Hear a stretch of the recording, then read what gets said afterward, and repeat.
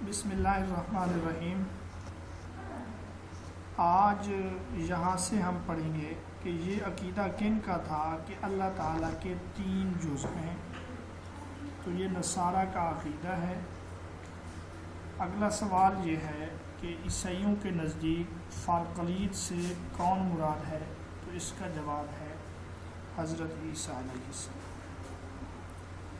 الفوز الکبیر میں ہم 4 گمراہ فرقوں کا تعارف پڑھ رہے تھے۔ کل ہم نے مشرکین اور یہود کے بارے میں پڑھا تھا۔ آج نصارہ سے ابتدا ہے۔ شاہ صاحب لکھتے ہیں، یہاں میں نے 2 اہم سوال دیے ہیں۔ شاہ صاحب لکھتے ہیں کہ نصارہ کا جو تعلق ہے وہ حضرت عیسیٰ علیہ السلام پر ایمان رکھتے تھے۔ ان کی گمراہی یہ تھی کہ انہوں نے اللہ کو 3 ایسے حصوں میں تقسیم کر دیا تھا جو ایک لحاظ سے دوسرے سے جدا اور دوسرے لحاظ سے تینوں ایک تھے۔ تو یہ ان کی پہلی گمراہی ہے جو الفوز الکبیر میں شاہ ولی اللہ نے نقل کی ہے۔ نصارہ کی پہلی گمراہی اللہ کو 3 حصوں میں تقسیم کر دیا تھا۔ اچھا، ان 3 حصوں کو یا ان 3 اجزاء کو وہ اقانیم ثلاثہ کہتے تھے۔ ان اقانیم ثلاثہ میں ایک باپ ہے جو مبدی عالم کی حیثیت رکھتا ہے، یعنی اس جہان کی ابتدا کرنے والا۔ دوسرا بیٹا ہے جو صادر ہے۔ صادر اول کا مطلب ہے کہ مخلوق اول ہے، سب سے پہلے یہ، اور جو عام معنی بن کر تمام موجودات میں شامل ہے۔ وہ بیٹا جو ہے تمام موجودات میں شامل ہے۔ تیسرا حصہ جو ہے وہ روح القدس ہے۔ اب وہ کہتے تھے کہ ابن کے جو اقنوم ہیں، یعنی مخلوق اول نے حضرت عیسیٰ علیہ السلام کی روح کا لباس پہنا ہے، یا یہ کہ آپ یوں بھی سمجھ سکتے ہیں کہ بیٹے نے روح عیسیٰ کی صورت اختیار کر لی ہے۔ یعنی جس طرح جبریل امین انسانی شکل میں ظاہر ہوا کرتے تھے، اسی طرح یہ ذاتیں جو ہیں حضرت عیسیٰ علیہ السلام کی شکل میں ظاہر ہوئی ہیں۔ اب ان کا دعویٰ یہ تھا کہ عیسیٰ معبود بھی ہیں، اللہ کے بیٹے بھی ہیں، بشر بھی ہیں، اور اس پر وہ انجیل سے دلائل دیتے تھے جن میں ابن کا لفظ آیا۔ اقنوم ثلاثہ یا اقانیم ثلاثہ یعنی 3 جز۔ جز اول مبدی عالم یعنی باپ جو کائنات کی ابتدا کرنے والا ہے۔ دوسرے جز کو بیٹا کہتے تھے، صادر اول، مخلوق اول، اور تیسرا جو ہے وہ ہے روح القدس۔ پھر کیا کہا انہوں نے کہ عیسیٰ علیہ السلام کی لباس میں یا عیسیٰ کی روح کی لباس میں اللہ کا بیٹا آیا ہے، لہٰذا عیسیٰ علیہ السلام خدا بھی ہیں، اللہ کا بیٹا بھی ہیں۔ چونکہ انسانی شکل میں آیا ہے تو بشر بھی ہے۔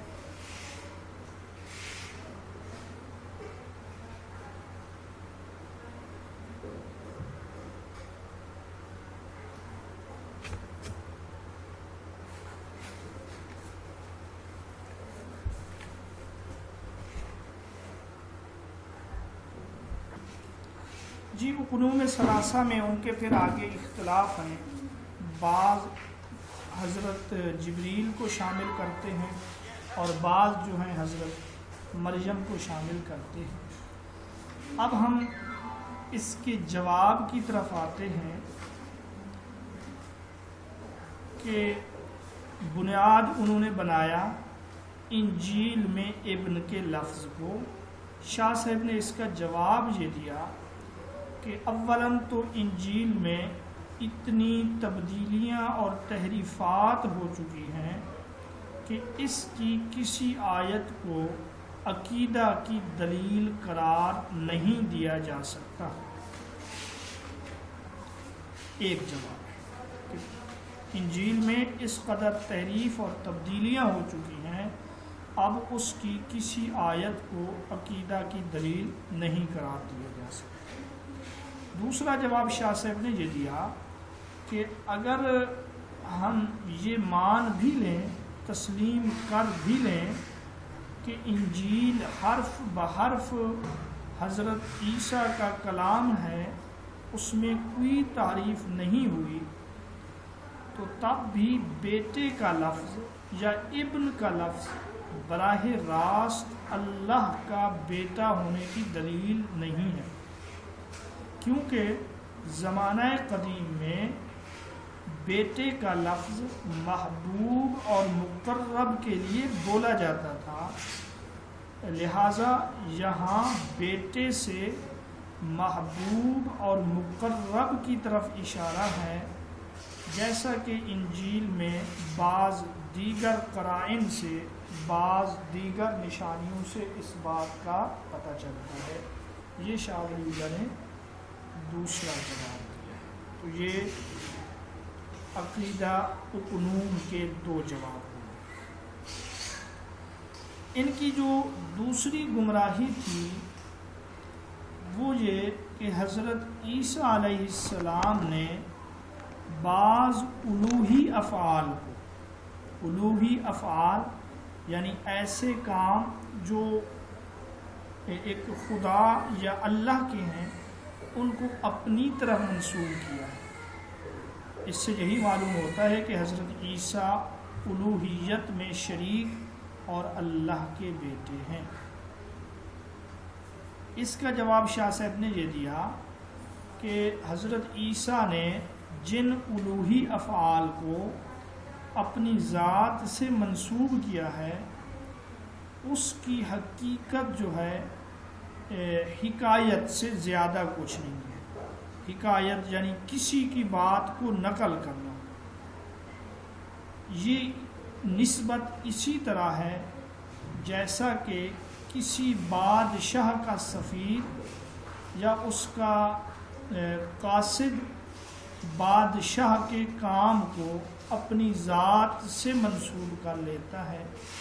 مثلا بادشاہ کا کوئی سفیر یا علم یہ کہے ہم نے فلاں ملک کو فتح کر لیا ہے، ہم نے فلاں قلعہ کی اینٹ سے اینٹ بجا دی ہے، حالانکہ حقیقت میں یہ کام اس سفیر کے نہیں ہوتے، یہ کام تو اس بادشاہ کے ہوتے ہیں۔ سفیر اس کو نقل کرتا ہے، حکایت کرتا ہے۔ یہاں پر بھی اگر حضرت عیسیٰ نے یہ کہا کہ میں مردوں کو زندہ کرتا ہوں، میں یہ کرتا ہوں، تو یہ ایک حکایت ہے، یہ اللہ کے اذن سے ہے، خود یہ الوہی افعال براہ راست حضرت عیسیٰ کے نہیں ہیں۔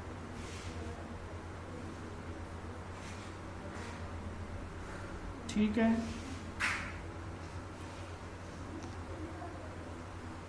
اس کے بعد شاہ صاحب نے بتلایا کہ اللہ نے اس باطل مذہب کی تردید قرآن میں کی ہے اور فرمایا کہ عیسیٰ اللہ کا بندہ اور اس کی مقدس روح ہے، جسے مریم کے رحم میں ودیعت فرمایا، اور روح القدس یعنی جبریل امین کے ذریعے اس کی تائید کی گئی، اور دیگر کچھ خصوصی انعامات سے اللہ نے ان کو نوازا ہے۔ جی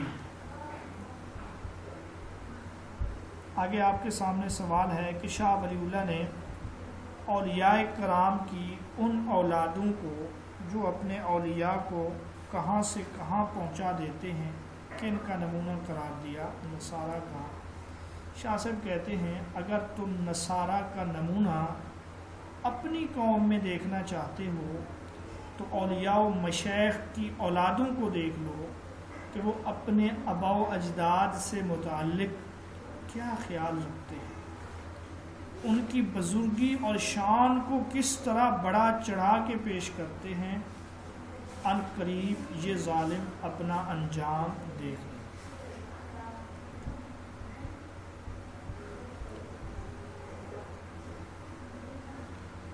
آگے سوال یہ تھا یہاں پہ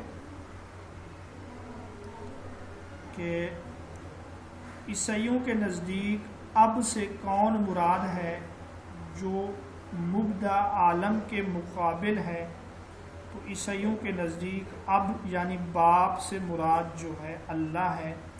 وہ یہ کہتے ہیں کہ اس کائنات کی ابتدا کرنے والا جو ہے وہ ہے اللہ۔ ٹھیک ہے، یہ سوال یہاں پر ہے۔ اور بیٹے سے کون مراد ہے؟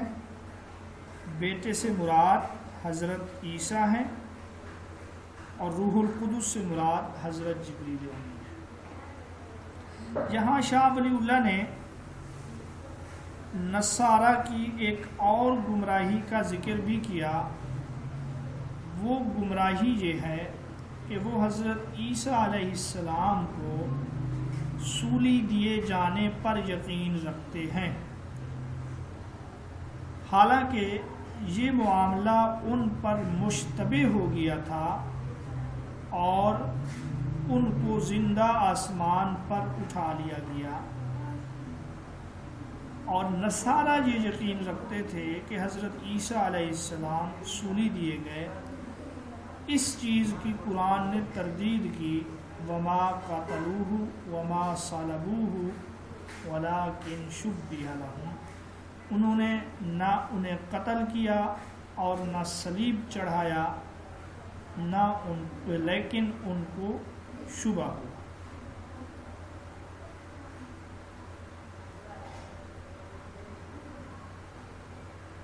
ایک اور گمراہی شاہ صاحب نے یہاں پہ ذکر کی ہے، وہ ہم اوپر مختصر سوال میں پڑھ رہے ہیں۔ فارقلیت جس کا وعدہ کیا گیا ہے انجیل میں، نصارہ اس سے حضرت عیسیٰ مراد لیتے ہیں۔ کیسے؟ وہ کہتے ہیں فارقلیت کے آنے کا جو مطلب ہے کہ حضرت عیسیٰ علیہ السلام قتل ہونے کے بعد پھر اپنے حواریوں کے پاس آئے، انہیں انجیل پر قائم رہنے کی وصیت فرمائی اور فرمایا کہ میرے بعد نبوت کے کئی دعوے دار ہوں گے، جو شخص میرا نام لے اسے سچا جاننا، اور جو میرے نام پر نہ بلائے اس کی باتیں نہ سننا۔ تو وہ فارقلیت سے مراد خود حضرت عیسیٰ لیتے تھے۔ فارقلیت کے آنے کا مطلب انہوں نے یہ لیا کہ قتل ہونے کے بعد وہ دوبارہ حواریوں کے پاس ہے، حالانکہ قرآن مجید سے یہ ثابت ہوتا ہے حضرت عیسیٰ علیہ السلام کی بشارت کا جو مصداق ہیں وہ نبی پاک صلی اللہ علیہ وسلم ہیں، نہ کہ حضرت عیسیٰ۔ کیوں بھائی؟ اس لیے کہ انجیل میں ہے وہ فارقلیت تم میں ایک مدت دراز تک رہے گا، علم سکھائے گا، لوگوں کے ظاہر و باطن کو پاک کرے گا۔ یہ باتیں ہمارے نبی صلی اللہ علیہ وسلم کے سوا اور کسی سے ظہور میں نہیں آئیں۔ حضرت عیسیٰ علیہ السلام تو ان کے عقیدے کے مطابق بھی دوبارہ زندہ ہونے کے کچھ دن بعد آسمان پہ اٹھا لیے گئے۔ ان کا بھی یہی عقیدہ ہے کہ آپ 40 دن اپنے حواریوں میں رہے پھر آسمانوں میں چلے گئے، تو وہ مدت دراز تو نہیں ہے۔ تو انجیل میں فارقلیت کی جو بشارت دی گئی ہے، اس کی جو نشانیاں بیان کی گئی ہیں، وہ وہ آپ صلی اللہ علیہ وسلم پر صادق آتی ہیں، آپ کے علاوہ کسی اور پر صادق نہیں آتی۔ یہ نصارہ کا تذکرہ تھا۔ خلاصہ کے طور پہ پھر سن لیں، نصارہ کی گمراہی اول، اللہ کے 3 اجزاء، اور نصارہ کی جو دوسری گمراہی ہے وہ حضرت عیسیٰ علیہ السلام نے کچھ الوہی افعال کی نسبت اپنی طرف کی ہے، اس کا جواب بھی دیا ہے۔ نصارہ کی تیسری گمراہی حضرت عیسیٰ علیہ السلام کے صلیب دیے جانے کا عقیدہ اور یقین۔ نصارہ کی چوتھی گمراہی فارقلیت کے معنی میں تحریف اور اس سے ذات عیسیٰ مراد لینا۔ یہ 4 گمراہیاں اور ان کے ہم نے جواب پڑھے ہیں، اور ساتھ میں ہم نے نصارہ کا نمونہ پڑھا ہے کہ نصارہ کا جو نمونہ ہے وہ آج کے دور میں علماء و مشائخ کی وہ اولادیں جو اپنے آباء و اجداد کے بارے میں، ان کی شان کے بارے میں ایسے بڑھ چڑھ کے باتیں کرتے ہیں جیسا کہ معلوم ہوتا ہے کہ وہ خدا ہے۔ ان 4 گمراہ فرقوں میں آخر میں حضرت شاہ صاحب نے منافقین کا ذکر کیا۔ شاہ صاحب نے فرمایا نزول قرآن کے وقت منافق 2 قسم کے تھے۔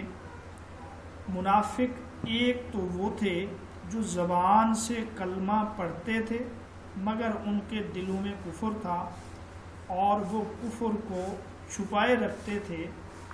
ان کے بارے میں اللہ نے فرمایا ان المنافقین فی الدرک الاسفل من النار، کہ بے شک منافق لوگ دوزخ کے پست ترین درجے میں ہوں۔ دوسری قسم کے منافق وہ تھے جو اسلام میں داخل تو ہوئے تھے مگر ان کا ایمان کمزور تھا۔ ان میں سے پھر یہ جو دوسری قسم کے منافق ہیں ان کو ہم منافق عملی کہیں گے، پہلے جو ہیں ان کو ہم منافق اعتقادی کہیں گے۔ شاہ صاحب نے پھر ان منافقین کی جو منافقین عملی ہیں ان کے بارے میں کچھ بتلایا ہے کہ یہ کون کون تھے۔ فرمایا کہ ان میں سے کچھ وہ منافق تھے جو اپنی قوم کے طریقے اور راستے پر چلتے تھے، اگر ان کی قوم ایمان لاتی تو یہ بھی ایمان لاتے، اگر وہ قوم کفر اختیار کرتی تو یہ بھی ان کی موافقت میں کفر اختیار کرتے۔ نمبر 1، بعض وہ منافق تھے کہ جن کے دلوں میں دنیا کی لذتیں اس قدر رچی بسی تھیں کہ اللہ اور اس کے رسول کی محبت کے لیے دل میں کوئی جگہ باقی نہیں تھی۔ یہ بھی منافقت ہے کہ دنیا کی محبت اس طرح دل میں رچ بس جائے کہ اللہ اور اس کی رسول کی محبت کی جگہ نہیں۔ یہ 2 ہو گئے۔ بعض شاہ صاحب کہتے ہیں وہ ہیں کہ ان کے دل پر مال و دولت، حرص و حسد اور کینہ جیسی چیزوں نے قبضہ کر رکھا تھا، یہاں تک کہ وہ مناجات کی حلاوت اور عبادت کی برکات سے محروم تھے۔ یعنی جو مال و دولت میں، حرص و ہوس میں اس قدر مبتلا ہو جائے کہ عبادت میں لذت اور لطف نہ آئے، اس کو مناجات کا معنی سرگوشی، اللہ کو پکارنا، اس کی حلاوت اس کو محسوس نہ ہو تو یہ بھی عملی منافق ہے۔ اور اس کے بعد کچھ ایسے تھے جو امور معاش میں، فکر معاش میں اس قدر مصروف رہتے تھے کہ انہیں آخرت کی تیاری، اس کی امید اور اس کی فکر کرنے کی فرصت نہیں ملتی تھی۔ یعنی مال معاش کے کمانے میں اس طرح مصروف ہو جانا کہ انسان عاقبت کو اور آخرت کو بلا بیٹھے، یہ بھی منافقت ہے۔ بتلا دیں ہم نے یہ کتنی قسمیں پڑھ لی ہیں۔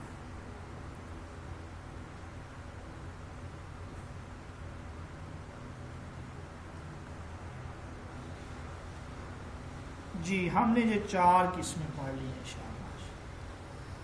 اسی طرح کچھ وہ منافق تھے جو نبی پاک صلی اللہ علیہ وسلم کی رسالت سے متعلق بے مقصد شبہات اور برے خیال رکھتے تھے، لیکن وہ بے مقصد اور برے خیال اس درجے کے نہیں تھے کہ وہ اسلام کے طوق کو اپنی گردن سے اتار کر اسلام سے خارج ہو جائیں۔ تو پھر اسلام سے خارج تو نہیں ہوتے تھے، لیکن چونکہ نبی کی رسالت کے بارے میں شبہات تھے ان کو، اس وجہ سے یہ بھی منافق ہے۔ بھائی یہ شبہات ان کو کیوں لاحق ہوتے تھے؟ اس لیے کہ وہ نبی پاک صلی اللہ علیہ وسلم میں بشری صفات دیکھتے تو شبہات میں مبتلا ہو جاتے کہ ایک بشر اللہ کا نبی کیسے ہو سکتا ہے۔ اور اسی طرح وہ غلبہ اسلام کے غلبے کو یوں سمجھتے تھے جس طرح دیگر بادشاہ ایک دوسرے پر غالب آ جاتے ہیں، حالانکہ وہ یہ نہیں سمجھتے تھے کہ یہ غلبہ اسلام جو ہے یہ کس وجہ سے ہے۔ تو یہ ہو گئی 5 قسمیں منافقین کی۔ آخری قسم شاہ صاحب نے، ان میں بعض وہ لوگ تھے جو اپنے اپنے قبیلے اور گھرانے سے محبت رکھتے تھے اور ان کی مدد، نصرت اور تائید میں ایڑی چوٹی کا زور لگاتے تھے، چاہے اس سے مسلمانوں کو اور اسلام کو نقصان ہی کیوں نہ ہو۔ جیسا کہ آج ہم میں اکثریت ہے کہ اپنے خاندان، اپنے قبیلے کی خاطر ہم ناحق کھڑے ہو جاتے ہیں، ہم یہ نہیں دیکھتے کہ اس سے مسلمانوں کو یا اسلام کو کتنا نقصان ہوگا۔ شاہ ولی اللہ رحمۃ اللہ علیہ نے اس آخری قسم کے لوگوں کو بھی منافقین میں شمار کیا ہے۔ تو یہ 6 منافقین کی قسمیں شمار کی ہیں جو عملی منافق تھے۔ شاہ صاحب کہتے ہیں یہ نفاق کی دوسری قسم جو ہے، اس کو آپ نفاق عملی کہہ سکتے ہیں، اس کو آپ نفاق اخلاقی کہہ سکتے ہیں۔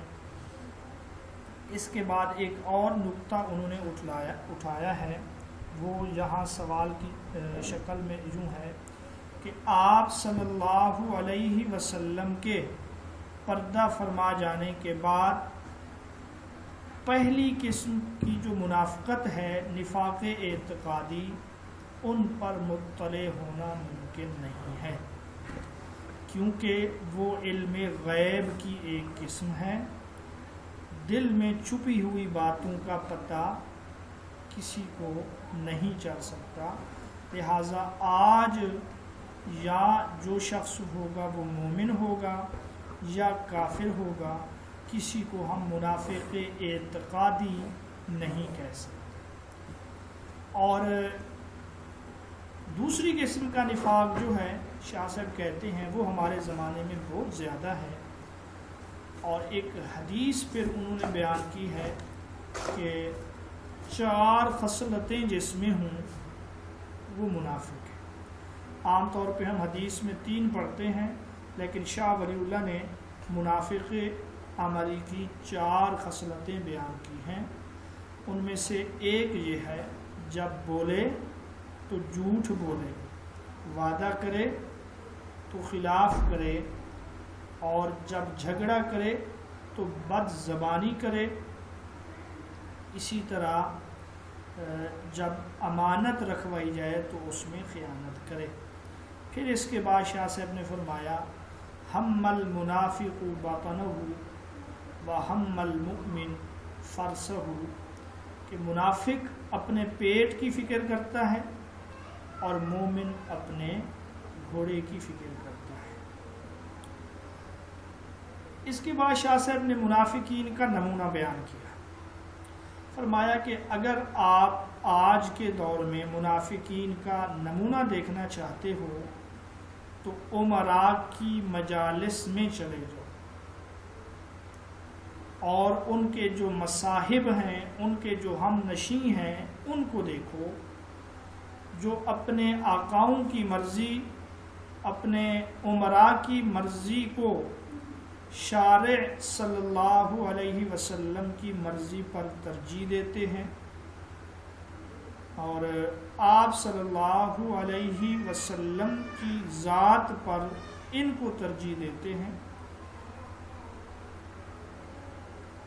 شاہ صاحب فرماتے ہیں حق بات یہ ہے، انصاف کی بات یہ ہے، ان منافقین کے درمیان جو رسول اللہ کے زمانے میں تھے اور جنہوں نے رسول اللہ کا ارشاد سن کر براہ راست ارشاد سننے کے بعد نفاق کو اختیار کیا، اور آج کے منافقین کے درمیان کوئی خاص فرق نہیں ہے، کیونکہ وہ بھی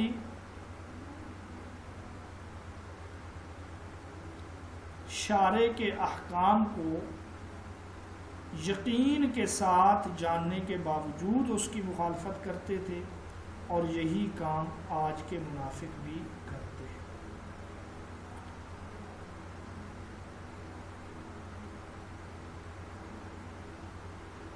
اچھا، یہاں 6 قسموں کے بعد آخر میں شاہ صاحب نے عقلی علوم کو جو ترجیح دیتے ہیں ان کی بھی کلاس لی ہے۔ فرمایا کہ اسی طرح جو عقلی علوم سے تعلق رکھنے والا ایک گروہ ہے جن کے دلوں میں بے شمار شکوک و شبہات ہیں، اور ان لوگوں نے آخرت کے عقیدے کو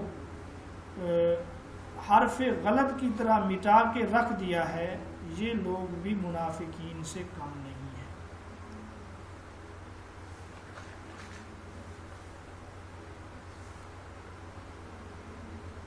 تو یہ شاہ ولی اللہ رحمۃ اللہ علیہ نے منافقین کا خلاصہ بیان کیا ہے اور ان کی گمراہیاں ذکر کی ہیں۔ اب ہم مختصر سوالات میں پڑھیں گے۔ کس قسم کے منافق جہنم کے نچلے طبقے میں ہوں گے؟ تو آپ پڑھ رہے ہیں اعتقادی منافق۔ شاہ ولی اللہ نے نفاق عملی کی کتنی صورتیں بیان کی ہیں؟ تو اس کا جواب ہے آپ کے سامنے 6۔ شاہ ولی اللہ نے منافقین کی کتنی نشانیاں بیان کی ہیں حدیث کی روح سے؟ تو اس کا جواب ہے 4۔ خیانت کرنا، گالیاں دینا، جھوٹ بولنا، معاہدہ شکنی کرنا۔ آگے سوال یہ ہے، شاہ ولی اللہ کے نزدیک حکام کے ہم نشین جو حکام کی مرضی کو اللہ کی مرضی پر ترجیح دیتے ہیں، یہ کن کا نمونہ ہے؟ تو یہ جو ہے منافقین کا نمونہ ہے۔ تو علوم خمسہ کو ہم نے، علوم خمسہ میں سے علم مخاصمہ کو ہم نے تفصیل سے پا لیا۔ اچھا، اس کے بعد جو ہے وہ ہے علم تذکیر بآلاء اللہ۔ یہاں علم تذکیر بآلاء اللہ میں جس میں اللہ کی نعمتوں کا تذکرہ ہے، شاہ صاحب کہتے ہیں اللہ نے ان انعامات کا ذکر کیا، ان نعمتوں کا تذکرہ کیا جن کو ہر کوئی سمجھ سکتا ہے۔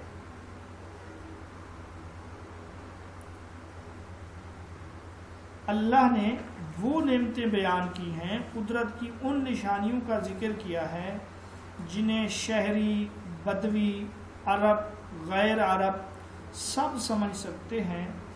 کچھ نعمتیں ہیں روحانی جو اولیاء اللہ محسوس کرتے ہیں کہ عبادت کرتے ہوئے وہ راحت محسوس کرتے ہیں، تو اللہ نے وہ روحانی نعمتیں ذکر نہیں کی، کیونکہ وہ صرف اولیاء اللہ ہی سمجھ سکتے تھے اور نہیں سمجھ سکتے تھے۔ اور اسی طرح کچھ اس طرح کی نعمتیں ہیں جو صرف بادشاہوں کو میسر ہیں، اللہ نے ان کا ذکر بھی نہیں کیا، کیونکہ جو صرف خاص طور پہ بادشاہوں کو میسر ہیں، عوام الناس ان کو نہیں سمجھ سکتے۔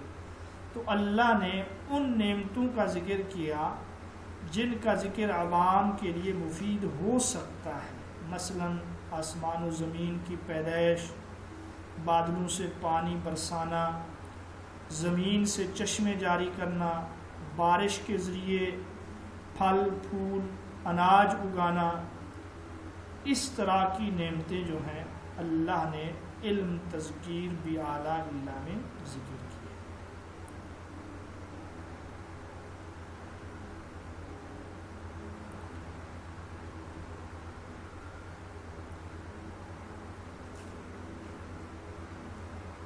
علم تذکیر بھی ایام اللہ، یہ وہ علم ہے جس میں تاریخی ایام کا بیان ہوا ہے، جہاں اللہ نے فرما بردار بندوں کو بطور جزا کامیاب فرمایا اور مجرموں پر عذاب نازل کر کے انہیں عبرت کا سامان بنایا۔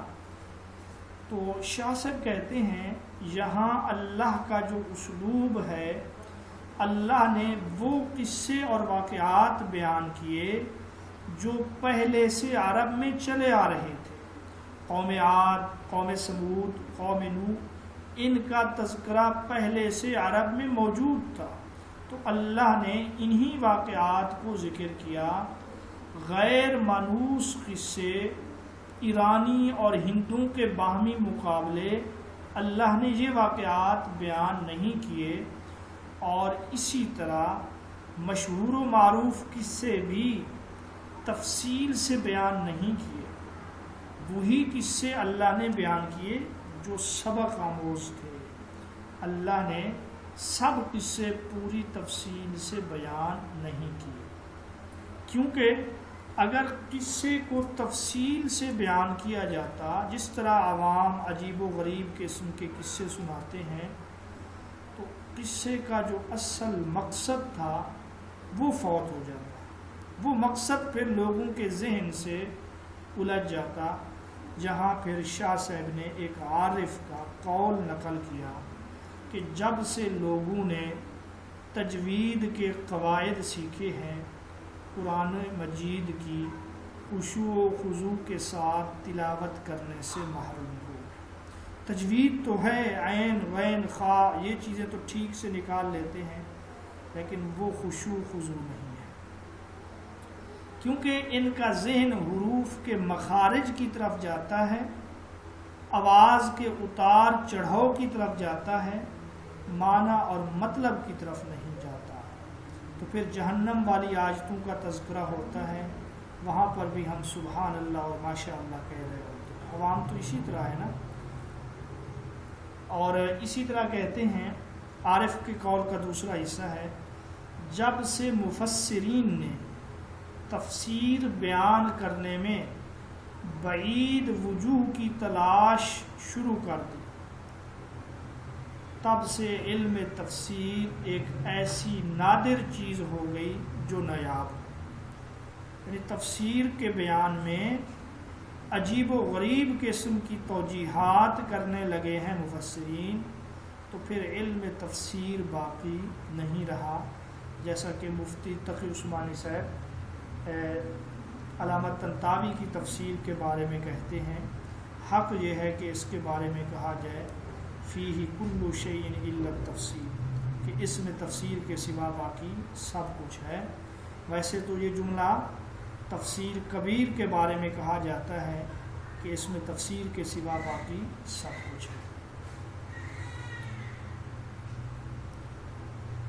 علم تذکیر بھی ایام اللہ میں قرآن نے جو علم تذکیر بھی ایام اللہ میں، اس کو آخر میں کریں گے، آپ کا جو سوال ہے آخر میں جی شاہ صاحب کہتے ہیں جو قرآنی قصے ہیں اس میں جو بار بار مذکور ہیں، زمین سے حضرت آدم کی پیدائش کا قصہ ہے، فرشتوں کا سجدہ کرنا، شیطان کا تکبر اور انکار اور اس کو ملعون قرار دیا جانا، اور اس واقعہ کے بعد بنی آدم کو گمراہ کرنے کے لیے شیطان کی کوششوں کے واقعات، یہ قرآن میں بار بار یہ قصہ بیان ہے۔ اسی طرح حضرت نوح کا قصہ اور واقعہ ہے، حضرت صالح، حضرت ابراہیم، حضرت لوط، حضرت شعیب، کہ یہ توحید کی دعوت دیتے، امر بالمعروف نہی عن المنکر کرتے، قوم سے مناظرے، مخاصمے، جھگڑے، اور قوم کی طرف سے جو شبہات تھے ان کے جوابات، یہ سب قصے قرآن میں بار بار بیان ہوئے۔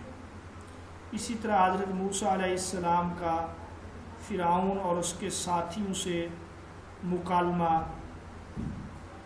حضرت موسیٰ علیہ السلام اور بنی اسرائیل کے آپس کے معاملات، قوم موسیٰ پر ظلم اور زیادتی، نافرمانوں پر اللہ کا عذاب، یہ بھی متعدد بار بیان ہوئے ہیں۔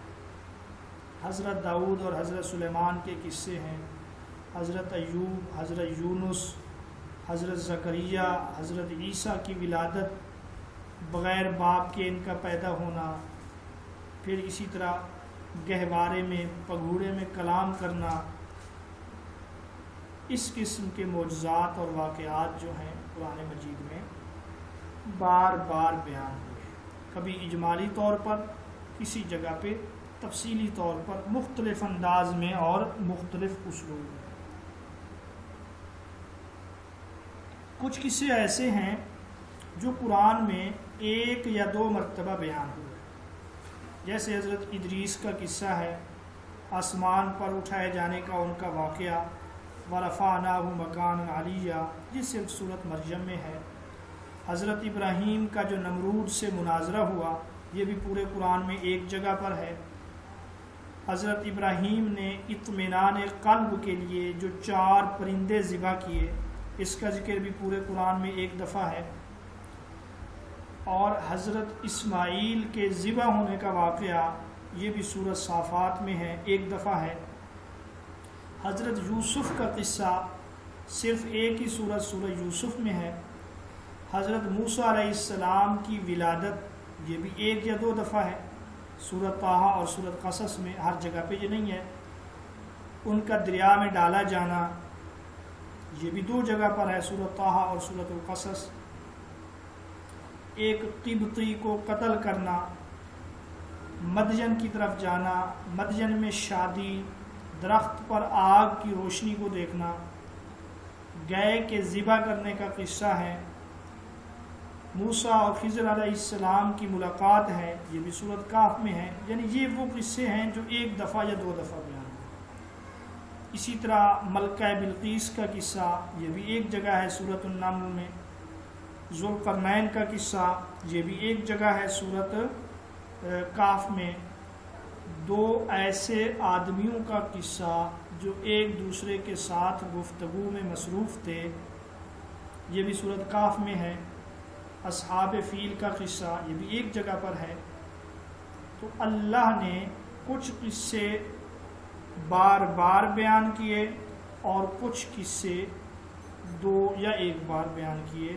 اب جو آخری بات ہے، علم تذکیر بایام اللہ میں ان قصوں کو بیان کرنے کا اصلی مقصد کیا ہے؟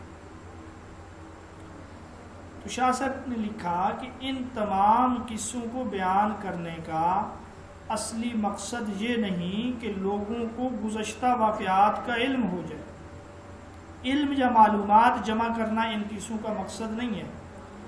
ان کا اصل مقصد یہ ہے کہ سننے والے کے ذہن میں شرک اور گناہوں سے نفرت ہو جائے، سننے والے کے ذہن میں شرک اور گناہوں کی برائی جم جائے، ان سے نفرت پیدا ہو جائے، اور یہ سمجھ لیں کہ کفار پر اللہ کا عذاب آتا ہے اور مخلص بندے اللہ کی مدد اور حمایت سے عذاب سے محفوظ رہتے ہیں۔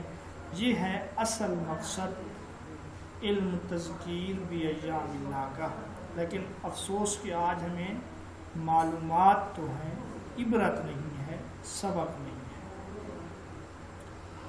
چوتھا علم جو ہے علوم 5 میں، وہ علم تذکیر بالموت وما بعد الموت ہے۔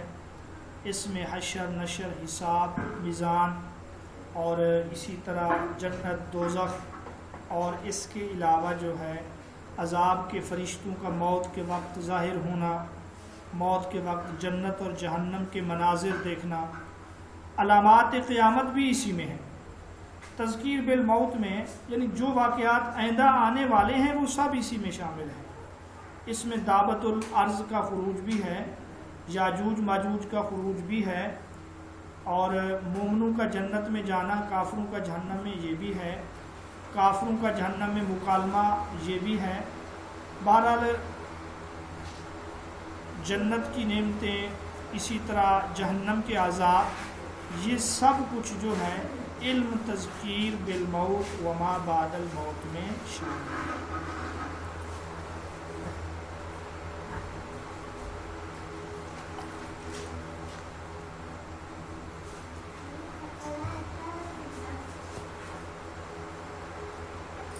ٹھیک ہے بھائی، یہ بات سمجھ آ گئی آپ لوگوں کو؟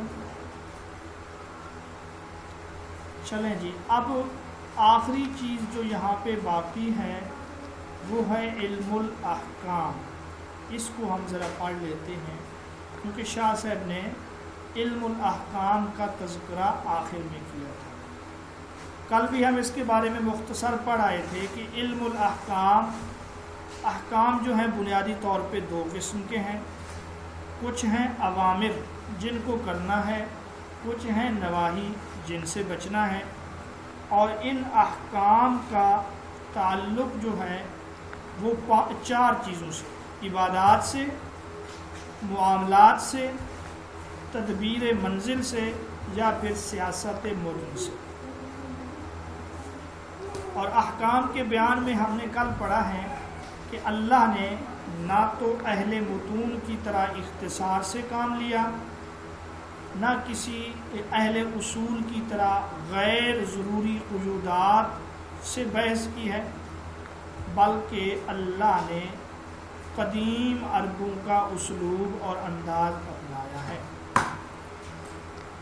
احکام میں شاہ صاحب نے جو بنیادی نقطہ بیان کیا وہ یہ ہے کہ احکام کے سلسلے میں پہلا نقطہ یہ ہے کہ آپ صلی اللہ علیہ وسلم ملت ابراہیمی میں مبعوث ہوئے۔ آپ کی بعثت ملت ابراہیمی کے مطابق ہوئی، لہٰذا اس ملت کی شریعت کو باقی رکھنا ضروری تھا۔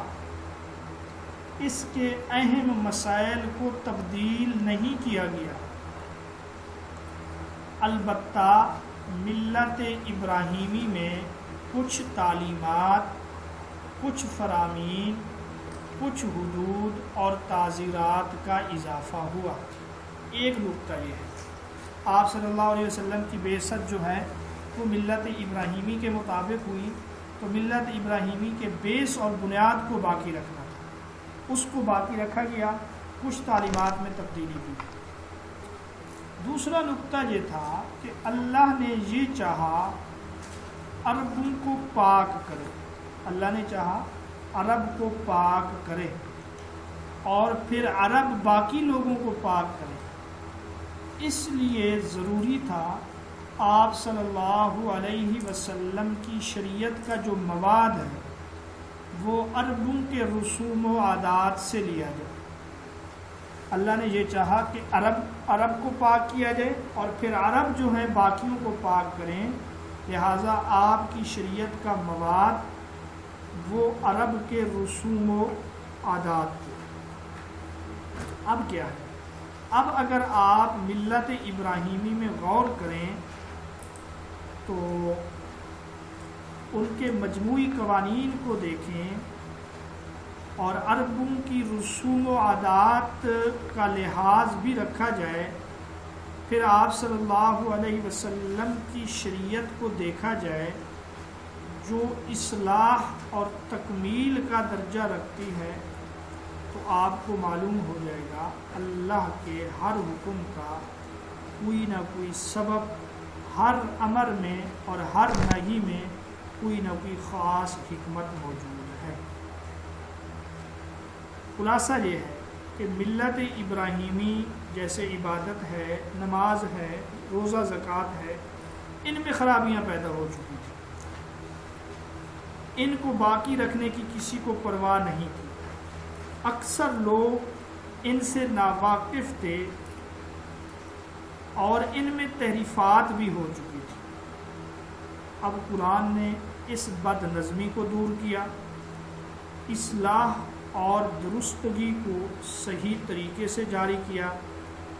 خاندانی نظام معاشرے میں جو کچھ بگاڑ اور خرابیاں تھیں، ظلم و ستم کا جو رواج تھا اور شہریت کا جو نظام بگڑا ہوا تھا، قرآن نے اس کے اصول مقرر کیے اور ان کی حد بندی فرمائی، اور کئی قسم کے کبیرہ اور صغیرہ گناہوں کا قرآن نے ذکر کیا،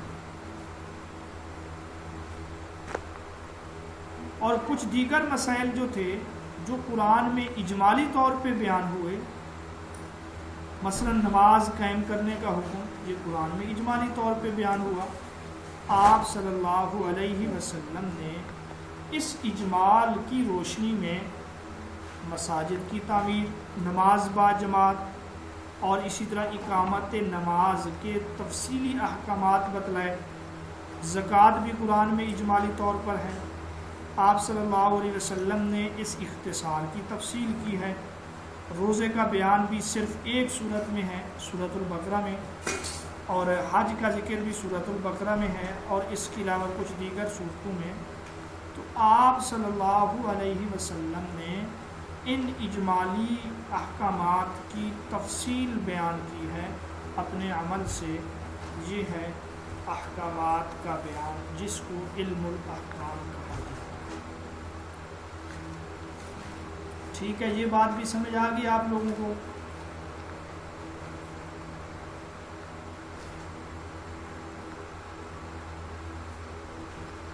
جی ٹھیک ہے۔ تو اب ہم آخر میں پھر وہی کل والی بات پڑھیں گے کہ علوم پنجگانہ میں قرآن کا اسلوب کیا ہے۔ قدیم عربوں کا ہے، متاخرین کا نہیں ہے۔ جو آیات احکام سے تعلق رکھتی ہیں ان میں اختصار سے کام نہیں لیا گیا، اور علم مخاصمہ میں جو واضح اور مسلم دلائل ہیں ان کو اختیار کیا گیا، منطقی طرز کو اختیار نہیں کیا گیا۔ ایک مضمون سے دوسرے مضمون کو شروع کرنے میں کسی خاص مناسبت کی رعایت نہیں رکھی گئی، جیسا کہ متاخرین ایک مناسبت سے ایک مضمون پھر دوسرا پھر تیسرا ذکر کرتے ہیں، اور اسی طرح ہر آیت کے بیان میں شان نزول یا سبب نزول یہ بھی ضروری نہیں ہے، جیسا کہ کچھ مفسرین سمجھتے ہیں، کیونکہ قرآن کے نزول کا جو مقصد اصلی ہے وہ ہے انسانوں کی تہذیب، باطل عقائد کا خاتمہ اور فاسد اعمال کی تردید۔ یہ تین چیزیں ہیں جو نزول قرآن کا سبب اصلی ہے۔ تو آج کا ہمارا سبق یہی ہے۔ الفوز الکبیر کا پہلا باب جو ہے الحمدللہ وہ ہم تفصیل کے ساتھ پڑھ رہے ہیں۔ پہلے باب میں کل جو ہیں، آخری سوال یہی ہے کہ پہلے باب میں 2 فصلیں ہیں۔